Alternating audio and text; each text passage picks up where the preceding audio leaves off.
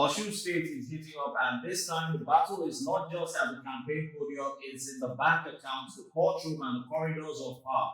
One EFCC frees 11 billion under investigation, 2 billion naira damages suit. Then President Bola Tinubu steps in and orders the EFCC to lift the freeze ahead of the governorship election. But wait, if the EFCC says it acted within the law, why the presidential intervention? If the president says he respects institutional independence, what does his directive mean for the EFCC? And now, with Nigerians calling for EFCC Chairman Olukoyede's sack, is this an anti-corruption operation gone politically sour, or a necessary intervention to protect electoral credibility? From Adeleke to Tinubu, EFCC to the courts, 11 billion to 2 billion. Numbers are telling a different story, and the politics is getting louder.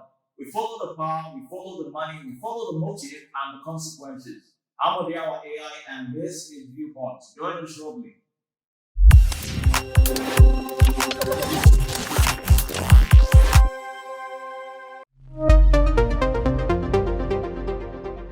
Welcome back. There are moments in politics when a single event becomes bigger than itself. A bank account can become a political symbol. A court case can become an electoral weapon. A law enforcement action can become a test of institutional neutrality. And an election can become a referendum, not only the people seeking power, but on the institutions supervising the contest.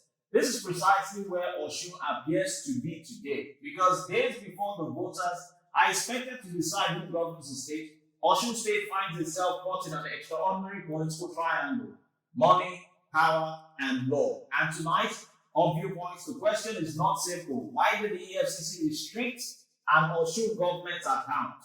The deeper question is, what happens to democracy when an anti-corruption investigation and an election campaign collide at the same political intersection? Let's begin with the facts. As presented by competing sides, the EFCC says it has been investigating the Osun State Government since March 2026 over alleged financial misconduct involving approximately 11 billion naira. According to the Commission, the funds under investigation include Ecology Funds, Intervention Funds, and Federal Allocation Funds. The agency says investigators detected what is considered suspicious movement of money, and that the restriction was intended to prevent possible diversion while the investigation continues. In other words, the EFCC's argument is straightforward. Public money is under investigation. Suspicious transactions have allegedly been detected. Therefore, the money must be protected while investigators do their work. This is an anti-corruption argument, but then comes the Osun State's argument. The Osun State Government says the account is an important channel for government operations, including salaries and other obligations.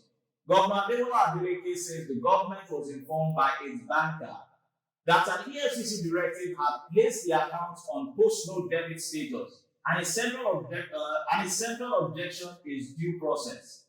The governor's position is that the action was taken without a court order and that federal agencies must operate within the boundaries of the Constitution and the law. So suddenly, this is no longer merely an investigation into financial transactions, it becomes a constitutional argument. And this is where the conversation becomes much more serious, because nobody should argue that public funds must be protected from corruption. Of course, they must be protected. Nobody should argue that government officials should be immune from investigations. Of course, they should not be immune. But there is another principle that is equally important. The fight against corruption must itself obey the law. That is the democratic paradox. The state cannot defeat illegality by becoming casually indifferent to legality. You cannot say we are fighting corruption, therefore procedure does not matter. Because once procedure stops to matter, power becomes the procedure, and that is quite dangerous. The EFCC insists its restriction was a lawful investigation measure. The Osun State Government disputes that, and that is precisely why the caution actually matters here. Because when politicians disagree about the law, democracy should not settle the argument with microphones. It should settle it with evidence, status, and judicial interpretations, likewise also due process. The courts become the referee, and that is why Governor Adeleke's legal challenge is quite significant. The suit reportedly seeks, among other things, declarations that the restriction was unlawful and unconstitutional, and order lifting the restriction injunctions against similar actions without due process. and 2 billion naira in damages. Now, let's be very clear. A lawsuit is not a judgment. A claim is not a finding. And an allegation is not a conviction. The legal question remains for the courts to determine here. Now, let's talk the numbers. 11 billion naira. That is the figure the EFCC says is connected to its investigation. But what does 11 billion naira actually mean, politically speaking or asking? It means the matter is not quite small. It means that it is not a dispute over an accounting error worth a few millions of naira. We are talking about public resources potentially connected to ecological interventions, intervention funds, and federal allocations. And public funds have a destination. They are supposed to become roads, schools, healthcare, salaries, rural infrastructure, social services, and public development, just to mention a few. So if money was diverted, mismanaged, or unlawfully moved, the public has a legitimate right to demand answers. But there is another side. If an account used for essential government functions is restricted immediately before an election, then the consequences may go beyond the investigation. If it could affect the government's ability to function, and that is where the political sensitivity becomes enormous. Because in an election period, every government action is interpreted through the political lens. Every arrest and deployment becomes political. Every investigation restriction becomes political, and every silence becomes political. This is the danger here. Now, we are looking at the timing of the real story. Let's ask this uncomfortable truth. What if the EFCC's investigation is completely legitimate? What if the timing is simply coincidental? And what if the institution is genuinely responding to suspicious financial movements rather than responding to political instructions? That possibility must remain on the table. But now, let's reverse the question. What if citizens see a federal anti-graft agency restricting the finances of an opposition-controlled state just days before an election? Will it be unreasonable for them to demand greater transparency? Definitely not. And this is where institutional credibility becomes more important than institutional denial, because the EFCC can say this is not political. The government can also say this is political. The opposition can likewise say this is federal might. But ultimately, the strongest answer is not rhetoric. It is evidence, the show of legal authority and the show of due process procedure. Showing the transactions under investigation, showing that judicial basis was actually required, and let the courts determine what the law permits, because institutions do not build trust by asking citizens to believe them. They build trust by making their actions verifiable. But then comes the presidential twist, and then the plot actually here thickens. President Bola Tinubu had reportedly directed the EFCC to approach the courts to vacate the restriction on the Osun State account. Now, politically, this is fascinating because it changes the narrative. If the EFCC says we are investigating suspected financial misconduct and the presidency says go to court and get the account unfrozen, then the argument actually shifts. It is no longer merely the EFCC versus the Osun State Government. It becomes a test of how Nigerian institutions interact when political temperature is at its boiling point. And here is my viewpoint. The president's intervention may reduce immediate political tension, but it does not automatically answer the underlying legal question. The investigation remains. The alleged 11 billion naira remains. The due process argument remains. The constitutional question here actually remains. And perhaps most importantly, public's demand for transparency remains. Unfreezing an account does not erase an investigation, and an investigation does not automatically prove guilt. Now we're talking about 15,000 police officers who have actually been deployed. Another number to the political equation, 15,000. That is the number of police personnel reportedly expected to be deployed across Osun State for the governorship or gubernatorial off-cycle elections. The deployment is being justified on security grounds amid heightened political tensions and reports of violence which we've seen all over social media. The police have said their personnel will include conventional officers, specialized units, the mobile police force, the canine personnel, and medical teams. And yes, an election requires security, but here is the central democratic question. Will those 15,000 police officers be seen as protectors of the ballot or instruments of political intimidation? That perception matters because election security is not simply about numbers, it's about neutrality. 100,000 officers cannot manufacture legitimacy if citizens believe they are partisan. But a smaller, disciplined, and impartial police force can create confidence. So the key figure is not merely the numbers here deployed, 15,000. The key word here is neutrality. Security personnel must protect voters and protect election officials, likewise electoral materials, prevent violence, arrest genuine electoral offenders when necessary, and do so without fear or favor. Not for APC, not for ADC, not for even a third party, the incumbent party in question, not for any candidate. Now, is Osun now a test of institutions? This is why I believe the account controversy is bigger than the account here. Osun State is becoming a laboratory for institutional trust. Think about the institutions involved: the EFCC, the federal government, the state government, the police, the courts, and even ultimately the electoral umpire INEC. Each institution has a different responsibility.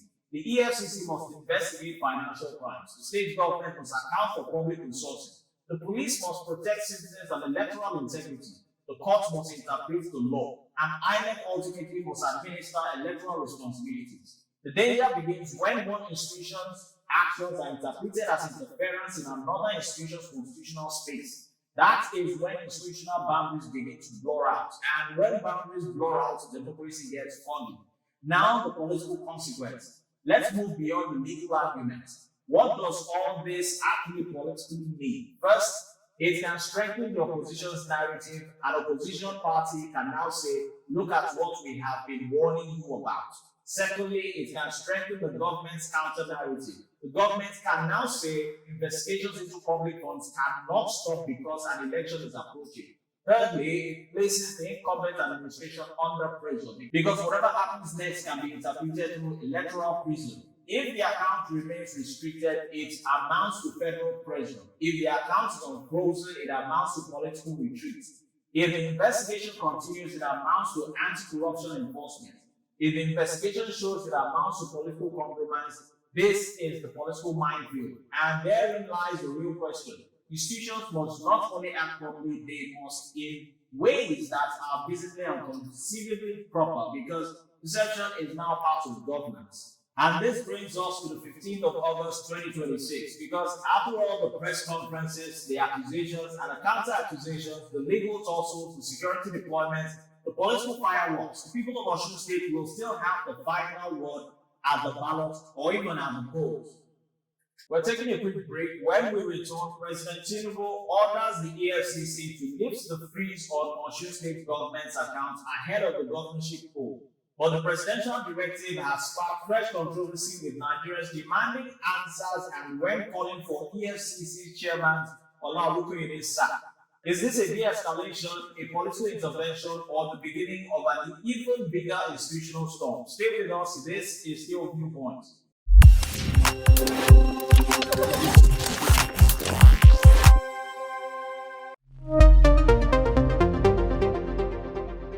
You're welcome back. One election, one frozen account, one anti-graft agency, one presidential intervention, and suddenly, Osun 2026 election is no longer just a contest for the government house. It has become a battle over something much bigger.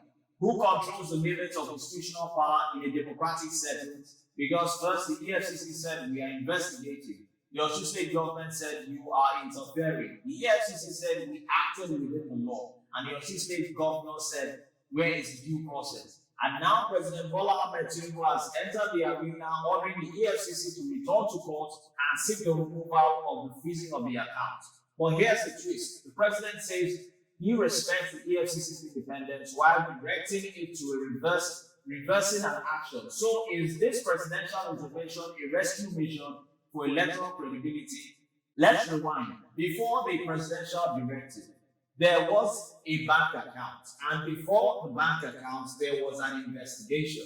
The EFCC says it had been investigating the Osun State Government since March 2026 over alleged financial irregularities involving approximately 11 billion naira. The funds reportedly include Ecology Funds, intervention funds, and federal allocations. The Commission's position is straightforward. It says its investigators identified transactions that raise suspicion and that restricting the account was designed to prevent the possible movement or diversion of public funds while the investigation continued. In other words, the EFCC says it was following the money, but then came the election calendar, the 15th of August, just days away, and suddenly a financial investigation acquired an electoral shadow. The Osun State Government quite far. Governor Ademola Adeleke argued that restricting an account used for state finances could disrupt government operations and questioned the legal basis of the EFCC's action. The administration denied the allegation of diverting 11 billion naira. So here we have two competing narratives. On the part of the EFCC, public money may be at risk. On the part of the Osun State Government, democratic governance may be at risk. And therein lies the central conflict.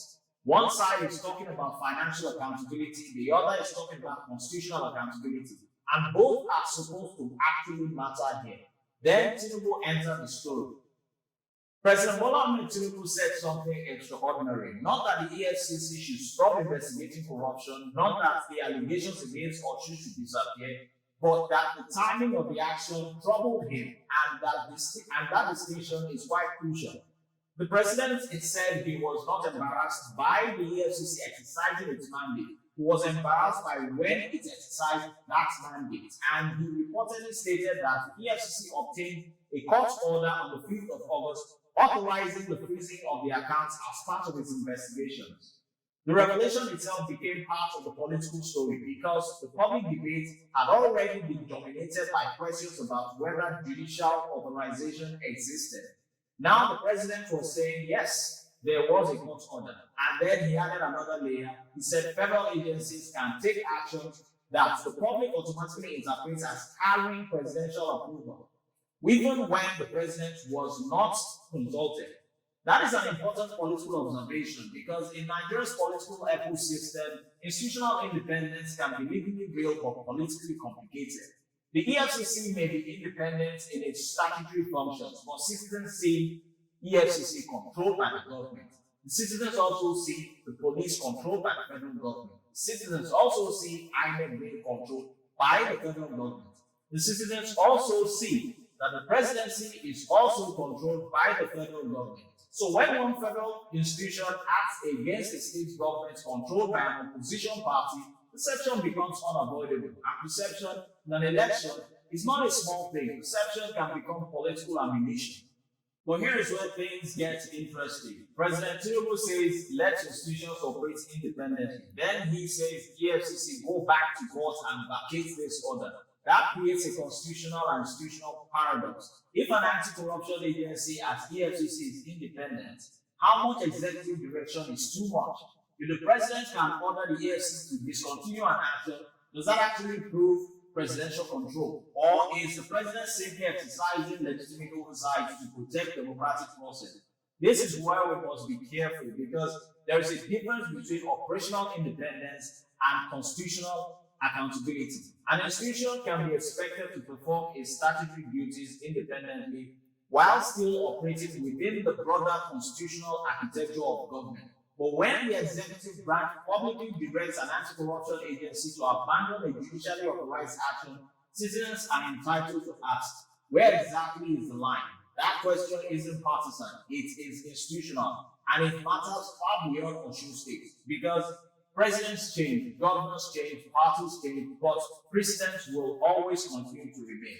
Now let's talk about the elephant in the room, 11 billion naira. That figure cannot simply disappear because the account freeze is being reversed. If the EFCC has evidence of financial misconduct, the investigation should continue.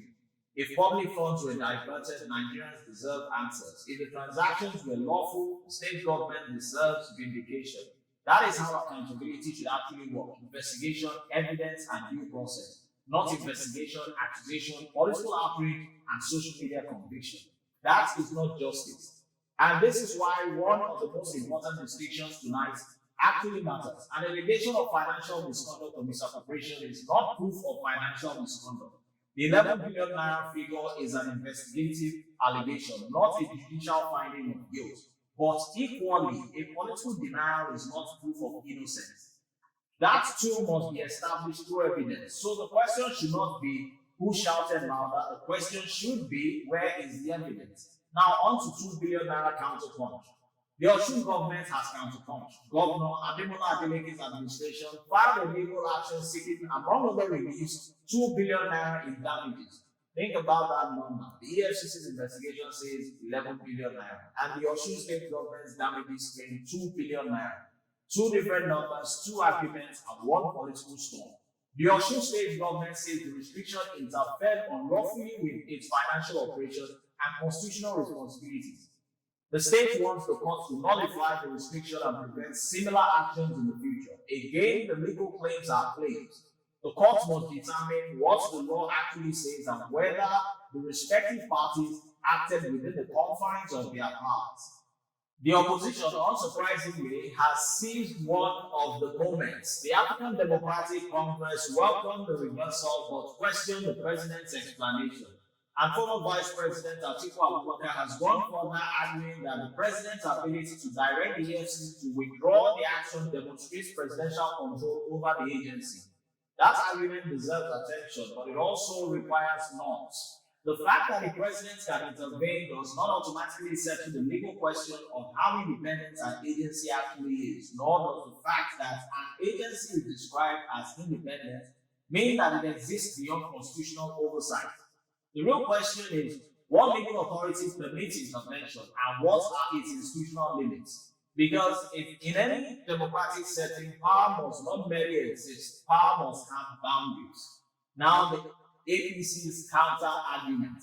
The APC has very different interpretations. Its Osun State chapter says Governor Adeleke should apologize for previously suggesting that President Tinubu and Minister Ademola were behind the actions of the EFCC. The APC's argument is essentially this: Tinubu did not protect Adeleke, he protected the credibility of the election. And that is a politically important distinction.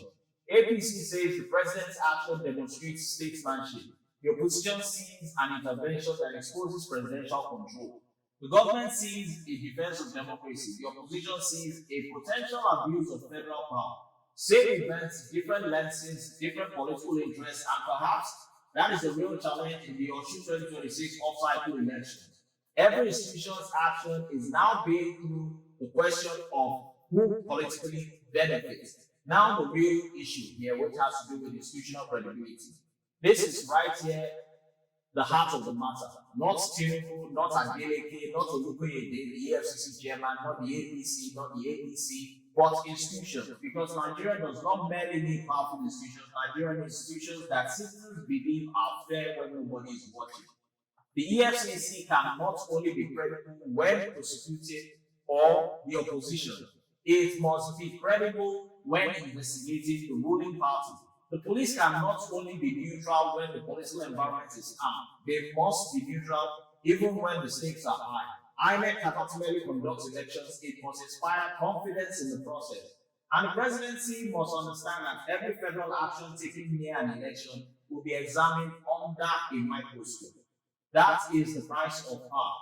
Now, what does Tinubu's move mean for Osun State? Politically, Tinubu's intervention has potentially charged or changed the terrain rather.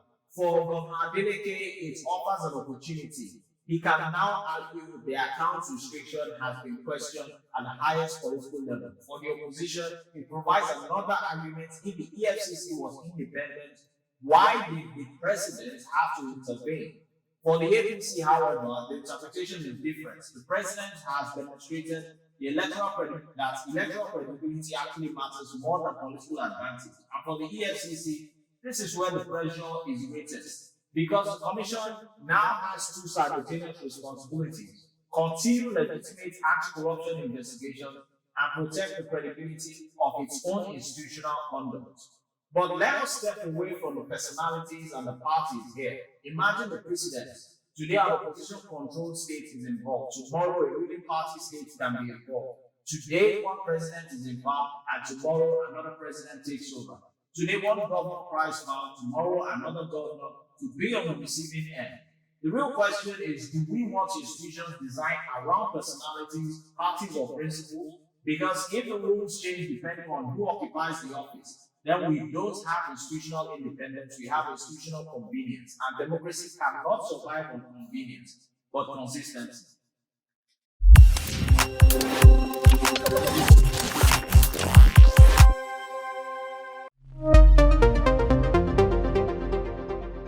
And there you have it, 11 billion naira investigation, 2 billion naira in damages demanded, one account frozen, one presidential directive, and one election, putting every institution under the microscope.